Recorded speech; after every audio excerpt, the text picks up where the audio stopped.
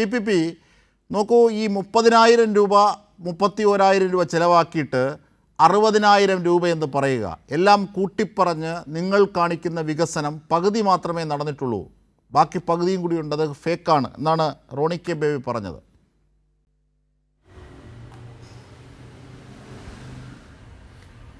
ശ്രീ റോണി പറഞ്ഞ ആ കാര്യത്തിലേക്ക് ഞാൻ വരാം. പക്ഷെ റോണി പിന്നെയും എടുക്കുന്ന നിലപാട് ഈ കോൺഗ്രസ് ഒരു ജനാധിപത്യ പാർട്ടിയാണ്, CPIM-ലൊന്നും ജനാധിപത്യമില്ല എന്ന് സ്ഥാപിക്കാൻ വേണ്ടിയാണല്ലോ അദ്ദേഹം ആദ്യം ശ്രമിച്ചത്. അജിംസെ, എന്തൊരു ദയനീയതയാണത്!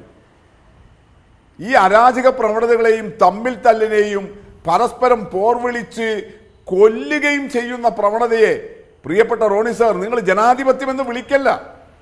തൃശ്ശൂരിൽ മധു ഈച്ചരത്തും ലാൽജി കൊല്ലന്നേരും രണ്ടുപേരെയും നിങ്ങളുടെ ഗ്രൂപ്പ് വഴക്കിന്റെ ഭാഗമായിട്ടല്ലേ അവരുടെ കുടുംബാംഗങ്ങളുടെ മുമ്പിലിട്ട് വെട്ടിക്കൊന്നത്. നിങ്ങളിപ്പോ വടകരയിലെ കൊലപാതകത്തിന് വേണ്ടിയിട്ട് ദാഹിക്കുകയല്ലേ, കരയുകയല്ലേ? നിങ്ങളുടെ പാർട്ടിക്കാരല്ലേ പരസ്പരം വെട്ടിക്കൊന്നത്. തൃശ്ശൂരിൽ ക്ഷേത്രത്തിൽ പോയി തൊഴുത് മടങ്ങി വരുമ്പോഴല്ലേ ആ ക്ഷേത്രമുറ്റത്തിട്ട് തന്റെ ഭാര്യയുടെ മുമ്പിലിട്ട് മധു ഈച്ചരത്തിനെ കോൺഗ്രസ് ഗുണ്ടകൾ വെട്ടിക്കൊന്നത്. അതിന്റെ പ്രതികാരമായിട്ടല്ലേ ലാൽജി കൊല്ലന്നൂരിനെ കൊന്നത്. തൃശ്ശൂരിലെ ചാവക്കാട്ടെ കോൺഗ്രസിന്റെ മണ്ഡലം പ്രസിഡന്റ് ഹനീഫയെ കൊന്നതാരാ?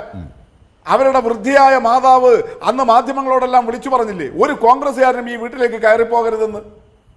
സർ, ഞങ്ങളൊക്കെ SFIയിൽ പ്രവർത്തിക്കുമ്പോഴാണ്, അജിംസ് ഓർമ്മിക്കുമായിരിക്കും, റോണി സാർ ഓർമ്മിക്കും, കണ്ണൂർ ജില്ലയിലെ മട്ടന്നൂർ NSS കോളേജിൽ KSU നേതാവും സ്റ്റുഡന്റ് എഡിറ്ററുമായിരുന്ന അബ്ദുൾ ബഷീറിനെ ആ ക്യാൻറ്റീനിലെ, കോളേജ് ക്യാൻറ്റീനിലെ വിറക് കൊള്ളി കൊണ്ട് പേപ്പട്ടിയെ തല്ലും പോലെ തല്ലിക്കൊന്നത്.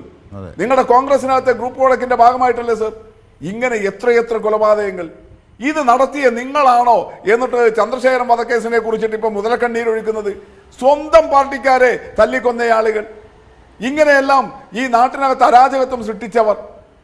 അതുകൊണ്ട് CPIM ചന്ദ്രശേഖരൻ വധക്കേസിൽ ഞങ്ങളുടെ നിലപാട് പറഞ്ഞതാണ്, പാർട്ടിക്ക് അതിലൊരു പങ്കാളിത്തവുമില്ല.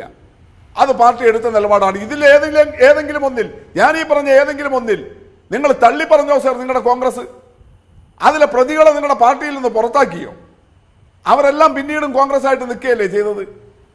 ഞാൻ നേരത്തെ പറഞ്ഞല്ലോ, കണ്ണൂരിലെ തളിപ്പറമ്പിൽ K. സുധാകരനെ ബഹുമാനിച്ചിരുന്ന കോൺഗ്രസ്സുകാരനായ രാജേന്ദ്രൻ എന്ന് പറയുന്ന മനുഷ്യന്റെ മകൻ ധീരജിനെ കൊന്ന നിഖിൽ പൈലിയെ നിങ്ങൾ കൊണ്ടുനടക്കുകയല്ലേ ഇപ്പോഴും? അയാൾ ഇപ്പൊ നിങ്ങൾക്ക് തലവേദനയായില്ലേ? കാമ എന്നൊരു മറുപടി റോണി സാർ പറയാൻ തയ്യാറായോ? അതുകൊണ്ട് നിങ്ങൾ അതിനെയൊന്നും ജനാധിപത്യം എന്ന് വിളിക്കരുത്. അങ്ങേയറ്റം അപകടകരമായ അവസ്ഥയിലേക്ക് ഇങ്ങനെ കോൺഗ്രസ് തമ്മിൽ തല്ലി തീർന്നപ്പോഴല്ലേ നിങ്ങളുടെ സ്ഥാനാർത്ഥിയാക്കാൻ നിങ്ങൾ തീരുമാനിക്കുന്നയാൾ വോട്ടർ പട്ടികയിൽ ഉണ്ടോ എന്നുപോലും നിങ്ങൾക്ക് പഠിക്കാൻ കഴിയാതെ വരുന്നത്. നിങ്ങളുടെ ആളുകൾ, നിങ്ങൾ സ്ഥാനാർത്ഥിയായിട്ട് തീരുമാനിച്ച ആളുകൾ വോട്ടർ പട്ടികയിൽ പേരില്ലാത്ത എന്തുകൊണ്ടാണ്? എല്ലാ പാർട്ടികൾക്കും വോട്ടർ പട്ടിക ഫ്രീ ആയിട്ട് തരികയാണ് തെരഞ്ഞെടുപ്പ് കമ്മീഷൻ, ഫ്രീ ആയിട്ട്. എന്തിനാ തരുന്നത്? അതത് പാർട്ടികളുടെ ബൂത്ത് തലത്തിലുള്ള ആളുകൾ ആ വോട്ടർ പട്ടിക പഠിച്ച് അതിൽ ഇനിയും ചേർക്കാനുള്ളവരെ ചേർക്കണം, അനർഹമായി ഉൾപ്പെട്ടിട്ടുള്ളവരെ നീക്കം ചെയ്യാൻ അപേക്ഷകൾ കൊടുക്കണം. അതിനല്ലേ തെരഞ്ഞെടുപ്പ് കമ്മീഷൻ സൗജന്യമായിട്ട് വോട്ടർ പട്ടിക അംഗീകൃത രാഷ്ട്രീയ പാർട്ടികൾക്ക് തരുന്നത്. അത് കിട്ടിയ സമയത്ത്, അതിനുള്ള സമയവും സന്ദർഭവും തന്ന സമയത്ത് അത് പഠിക്കാതെ നിങ്ങൾ എന്നിട്ട് അതിനും CPM-ന്റെ മെക്കിട്ട് കയറുകയല്ലേ ചെയ്യുന്നത്? ഞങ്ങളെന്തോ ഇല്ലാത്ത ആളെ എങ്ങനെ നീക്കം ചെയ്യാൻ വേണ്ടി കഴിയും? കോഴിക്കോട്ട് VM വിനു എന്ന ആളുടെ പേര് വോട്ടർ പട്ടികയിലേ ഇല്ല. ശരി, അത് നീക്കം ചെയ്യാൻ കൊടുക്കാം. നിങ്ങൾക്ക് തിരുവനന്തപുരത്ത് അങ്ങനെ ഒരു ന്യായം പറയാം. ഇല്ല, തിരുവനന്തപുരത്ത് വേണമെങ്കിൽ അജിംസെ ഒരു ന്യായം പറയാം. കരട് പട്ടികയിൽ പേരുണ്ടായിരുന്നു വൈഷ്ണവയുടെ, നീക്കം ചെയ്യാൻ വേറൊരാള് അപേക്ഷ കൊടുത്തതാണ്, അവിടെ അവരുടെ സ്ഥിരതാമസം ഇല്ലാത്തത് കൊണ്ട്. എന്നാൽ കോഴിക്കോട്ട് അതുപോലെ നിങ്ങൾക്ക് പറയാൻ കഴിയില്ലല്ലോ. ഇങ്ങനെ കോൺഗ്രസ് അതിന്റെ സംഘടനയില്ല, നിങ്ങൾ അരാജകത്വത്തിലേക്കും അങ്ങേയറ്റം ജനാധിപത്യ വിരുദ്ധതയിലേക്കും പോവുകയാണ്. ഇതാണ് ബീഹാറിൽ ഉൾപ്പെടെ കാണുന്നത്. ഇത് നിങ്ങൾ കാണും. താങ്കൾ പറയുന്നത് ഇവിടെ ഒരു വികസനവും നടക്കുന്നില്ല, പിണറായി ഗവൺമെന്റ് ഒരു ഫണ്ടും കൊടുക്കുന്നില്ല. എറണാകുളത്ത് ഇപ്പൊ ജില്ലാ പഞ്ചായത്തിന്റെ അവകാശവാദം എന്താ? എറണാകുളം ജില്ലാ പഞ്ചായത്ത് കഴിഞ്ഞ 5 വർഷം അജിംസെ UDF ആണ് ഭരിച്ചത്. അവരിറക്കിയിട്ടുള്ള 5 വർഷത്തെ വികസന നേട്ടത്തിന്റെ പട്ടിക റോണി സാർ കണ്ടോ? എറണാകുളം ജില്ലാ പഞ്ചായത്തിന് ഈ 5 വർഷം കൊണ്ട് അവരിപ്പോ ഈ തെരഞ്ഞെടുപ്പിൽ അവർ മുന്നോട്ട് വെച്ച ഈ വികസന നേട്ടങ്ങളുടെ പ്രോഗ്രസ് കാർഡ് വെച്ച് ഈ വികസനം ചെയ്യാനുള്ള ഫണ്ട് എവിടുന്നാണ് സാർ കിട്ടിയത്? അത് കോൺഗ്രസ് ഓഫീസിൽ നിന്ന് കൊണ്ടുവന്നതാണോ? KPCC കൊടുത്തതാണോ? ആടെ നിങ്ങൾ വയനാട്ടിലെ ദുരന്ത ബാധിതർക്ക് വേണ്ടി പറഞ്ഞ വീടെടുക്കാൻ വേണ്ടി പിരിച്ച കാശ് പോലും പുട്ടടിക്കുന്ന പാർട്ടിയായിട്ട് നിങ്ങൾ മാറിയില്ലേ? പിന്നെ എവിടെയാ നിങ്ങൾക്ക് വയനാട് എറണാകുളത്തെ നിങ്ങളുടെ ജില്ലാ പഞ്ചായത്തിന് ഫണ്ട് കൊടുക്കാൻ കഴിയുക?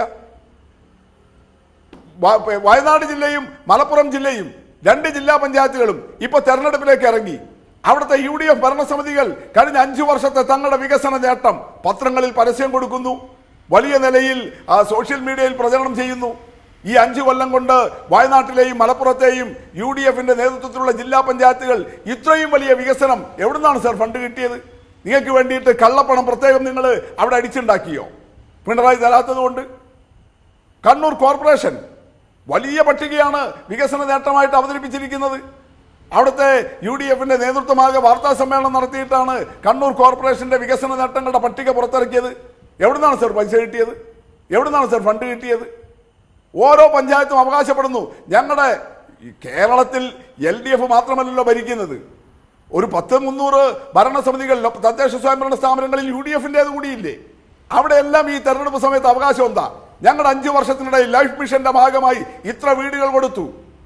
അങ്ങനെ 4,71,000 വീടുകൾ കേരളത്തിലാകെ കൊടുത്തു എന്നുള്ളത് ഈ തദ്ദേശ സ്വയംഭരണ സ്ഥാപനങ്ങൾ LDF ഭരിക്കുന്നതും UDF ഭരിക്കുന്നതും 10-15 BJP ഭരിക്കുന്നതും എല്ലാവരും അവകാശപ്പെടുകയാണ് അജിംസെ. അങ്ങനെ ആ കണക്കുകൾ എടുത്തപ്പോൾ കേരളത്തിലാകെ 4,71,000 വീടുകൾ എന്ന് പറഞ്ഞാൽ 10 മിനിറ്റിൽ ഒരു വീട്, 10 മിനിറ്റിൽ ഒരു വീട് കേരളത്തിൽ ഈ കാലയളവിൽ പൂർത്തീകരിച്ചു തദ്ദേശ സ്വയംഭരണ സ്ഥാപനങ്ങൾ. നമ്മുടെ കോവിഡ് വന്നു, പ്രളയം വന്നു. ഈ പ്രതിസന്ധികളെ അതിജീവിക്കാൻ കേരളത്തിലെ ഗവൺമെന്റ് അതിന്റെ ഏറ്റവും പ്രധാനപ്പെട്ട ഇംപ്ലിമെന്റിംഗ് ഏജൻസികളായിട്ട് നിയോഗിച്ചത് ആരെയാ? ഈ തദ്ദേശ സ്വയംഭരണ സ്ഥാപനങ്ങളെയല്ലേ? എങ്ങനെയാണ് ആ പ്രതിസന്ധി സമയത്ത് തദ്ദേശ സ്വയംഭരണ സ്ഥാപനങ്ങൾക്ക് അത്രയും മാതൃകാപരമായിട്ട് പ്രവർത്തിക്കാൻ കഴിഞ്ഞത്? എവിടുന്നാണ് സർ ഫണ്ട് കിട്ടിയത്? നിങ്ങൾ എന്താ ചെയ്തത്? കേരളത്തിലെ അധികാര വികേന്ദ്രീകരണ പ്രക്രിയക്ക് പുതിയ അന്തസ്സും ഭാവവും നൽകിയ ജനകീയാസൂത്രണം, ആ പീപ്പിൾസ് പ്ലാനിങ്ങിനെ 2001 നിങ്ങളുടെ ഭരണം വന്നപ്പോൾ ജനകീയാസൂത്രണം എന്ന പേര് തന്നെ മാറ്റി നിങ്ങൾ അന്ന് കേരള വികസന പദ്ധതി എന്ന് പേരിട്ടു. 2006 വീണ്ടും VSന്റെ LDF ഗവൺമെന്റ് വന്നപ്പോൾ ഞങ്ങൾ ജനകീയാസൂത്രണത്തെ വീണ്ടും കൊണ്ടുവന്നു. അതിനുശേഷം 2011 നിങ്ങളുടെ ഭരണം വന്നു.